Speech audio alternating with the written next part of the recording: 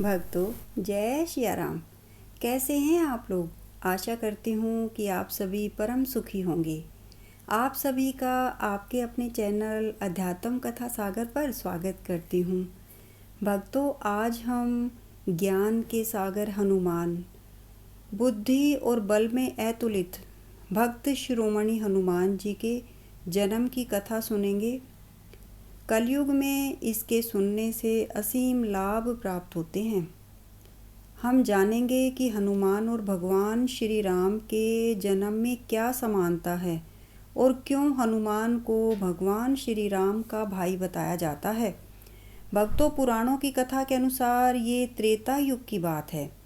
कुंज नाम के एक वानर थे जिन्होंने शिवजी का तप किया।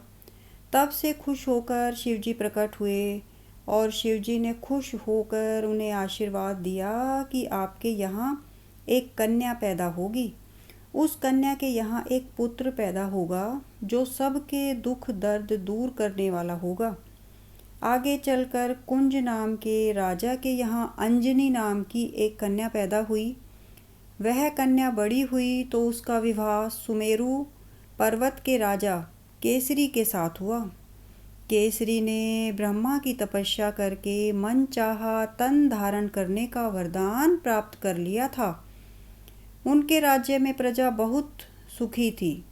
अपनी प्रजा का केसरी बहुत ध्यान रखते थे। अब संतान प्राप्ति के लिए अंजनी और केसरी शिवजी को प्रसन्न करने के लिए यज्ञ करने लगे। अब दूसरी तरफ अयोध्या में भी एक यज्ञ चल रहा था जिसमें अयोध्या के महाराजा दशरथ पुत्र कामेष्ठी यज्ञ कर रहे थे। महाराजा दशरथ की 3 रानियां थीं, लेकिन उनके यहाँ कोई पुत्र नहीं था। इससे राजा दशरथ बहुत परेशान और चिंतित रहते थे। अपनी परेशानी को लेकर महाराजा दशरथ अपने गुरु वशिष्ठ के पास गए और जाकर रोने लगे। दशरथ को रोते देखकर गुरु वशिष्ठ ने कहा कि महाराज, आप रोइए नहीं, आपको एक नहीं 4 पुत्रों की प्राप्ति होगी। वे पुत्र त्रिभुवन को उजागर करेंगे, धर्म की ध्वजा फहराएंगे। लेकिन महाराज, उन पुत्रों को प्राप्त करने के लिए आपको पुत्र कामेष्ठी यज्ञ करना होगा। दशरथ ने गुरु वशिष्ठ को यज्ञ करने के लिए कहा। गुरु वशिष्ठ ने कामेष्ठी यज्ञ करने के लिए श्रृंगी ऋषि को बुलाया और भक्ति पूर्वक आहुति दी। अग्नि देवता प्रसन्न हुए और हाथ में प्रसाद के रूप में चुरू लेकर प्रकट हुए। भक्तों, ऐसा बताया जाता है आचार्यों के द्वारा कि चुरू खीर जैसा एक पदार्थ होता है। वह प्रसाद अग्नि देवता ने गुरु वशिष्ठ को सौंप दिया ताकि जगत का कल्याण करने वाले पुत्र पैदा हों। गुरु वशिष्ठ ने वह प्रसाद महाराजा दशरथ को दे दिया। महाराजा दशरथ ने उस चुरू के 3 भाग कर दिए। एक भाग अपनी रानी कौशल्या को दिया और एक भाग अपनी रानी कैकेयी को दिया और एक भाग अपनी रानी सुमित्रा को दिया। तभी क्या हुआ कि अचानक एक चील उड़ती हुई आई और सुमित्रा के प्रसाद के पात्र को लेकर चली गई।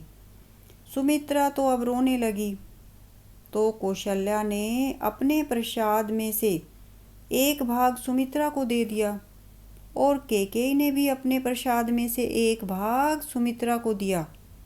इस तरह से सुमित्रा के पास चुरू के प्रसाद के 2 भाग हो गए।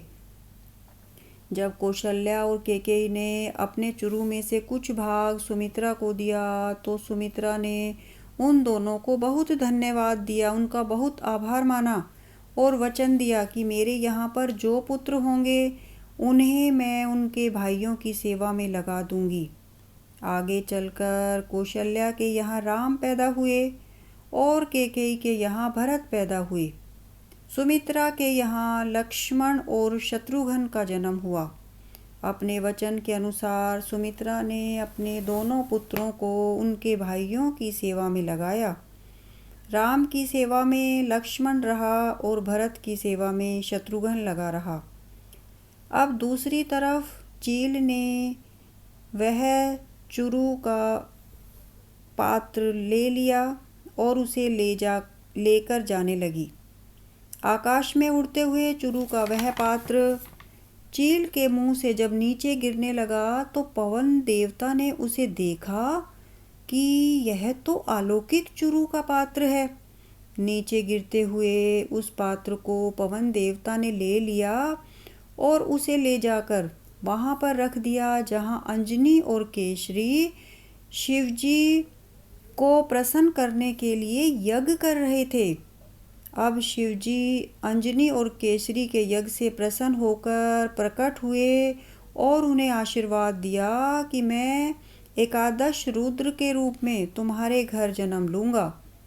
इस तरह पूर्णिमा चैत्र मास शुक्ल पक्ष मंगलवार को शिव के 11वें रुद्र के रूप में हनुमान जी ने केसरी के घर जन्म लिया। देवताओं ने आकाश से पुष्पों की बारिश की। इस तरह हनुमान जी का जन्म हुआ। हनुमान जी को अंजनी पुत्र उनकी माँ के नाम से और केसरी नंदन उनके पिता के नाम से कहा जाता है। पवन देवता ने चुरू को संभाला और अंजनी को ले जाकर दिया, इसलिए हनुमान जी को पवन पुत्र भी कहते हैं। एक दृष्टि से हनुमान जी राम के भाई भी हुए, क्योंकि जिस चुरू से राम का जन्म हुआ उसी चुरू के एक भाग से हनुमान जी का भी जन्म हुआ। भक्तों, वायु पुराण के अनुसार भी एक कथा हनुमान जी के जन्म के बारे में कही जाती है। क्या हुआ कि एक बार शिव और पार्वती दोनों आपस में चर्चा कर रहे थे, तो पार्वती ने शिवजी से पूछा कि हे प्रभु, त्रेता युग में विष्णु राम बनकर राजकुमार बनने जा रहे हैं और सभी देवता भी भांति भांति के रूप लेकर उनके पार्षद बनकर धरती पर जन्म लेंगे, तो आप भी राजकुमार बन जाइए। शिवजी ने पार्वती से कहा, हे देवी, श्री राम मेरे आराध्य हैं, मैं उनकी बराबरी नहीं कर सकता, मुझे उनसे नीचे ही रहना है और सेवक बनकर उनकी सेवा करनी है। मैं वानर और ब्रह्मचारी दोनों बनूंगा। इस तरह स्वयं शिवजी हनुमान जी के रूप में प्रकट हुए और हमेशा प्रभु श्री राम के सेवक बनकर उनकी सेवा करते रहे। भक्तों, पुराणों में हनुमान के जन्म से जुड़ी हुई एक कथा ये भी है कि असुरों का राजा भस्मासुर शिवजी को प्रसन्न करने के लिए तप में लीन था। भोलेनाथ प्रसन्न हो गए और प्रकट होकर कहने लगे, मांगो क्या चाहिए। भस्मासुर कहने लगा कि मुझे वरदान दो कि मैं जिसके सिर पर हाथ रखूं तो वह भस्म हो जाए। भोलेनाथ तो हमारे भोलेनाथ हैं। उन्होंने झट से तथास्तु कह दिया। अब वरदान मिलने के बाद भस्मासुर के तो विचार ही बदल गए। उसने वरदान की सत्यता जांचने के लिए उस वरदान को भोलेनाथ पर ही आजमाना चाहा। उसने सोचा कि मैं भोलेनाथ को भस्म करके पार्वती को ले जाऊंगा। अब भस्मासुर शिव के पीछे दौड़ने लगा, शिव आगे आगे और राक्षस पीछे पीछे। जब विष्णु भगवान ने ये सब देखा तो वे शिव की सहायता करने के लिए सुंदर नारी बनकर भस्मासुर के सामने प्रकट हो गए। भस्मासुर उस सुंदर नारी पर मोहित हो गया और उसे कहा कि मैं तुम्हें सारी वसुधा दूंगा और मैं तुमसे विवाह करना चाहता हूँ। अब सुंदर मोहिनी ने एक शर्त रख दी कि मैं तुमसे विवाह करूँगी, लेकिन पहले तुम्हें मेरी तरह नृत्य करना पड़ेगा। नारी बने भगवान विष्णु नृत्य करते रहे और भस्मासुर उनका अनुसरण करता रहा। नृत्य करते करते मोहिनी बने भगवान विष्णु ने जब अपने सिर पर हाथ रखा तो यह देख, जैसे ही भस्मासुर ने अपने सिर पर हाथ रखा तो भस्मासुर वहीं जलकर राख हो गया। भगवान विष्णु को मोहिनी रूप में देखकर शिवजी भी कामातुर हो गए। शिवजी को ध्यान आया कि उन्होंने अंजनी को वचन दिया है कि वह उसका पुत्र बनकर जन्म लेंगे। तो शिवजी ने पवन देवता को बुलाया और अपने वीर्य को अंजनी के पास भिजवाया।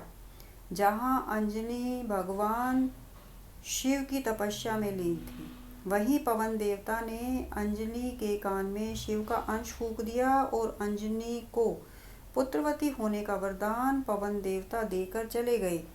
इस तरह से भगवान शिव के अंश से माता अंजनी के गर्भ से पुत्र के रूप में हनुमान जी पैदा हुए।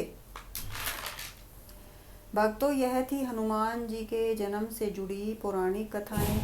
आपको वीडियो ज्ञानवर्धक लगी तो कृपया इसे लाइक और शेयर करिए और भविष्य में ऐसी ही वीडियो सुनने के लिए, देखने के लिए हमारे चैनल अध्यात्म कथा सागर से जुड़िए, उसे सब्सक्राइब कर लीजिए ताकि भविष्य में आने वाली सभी वीडियो की नोटिफिकेशन आप तक सबसे पहले पहुँचे। धन्यवाद।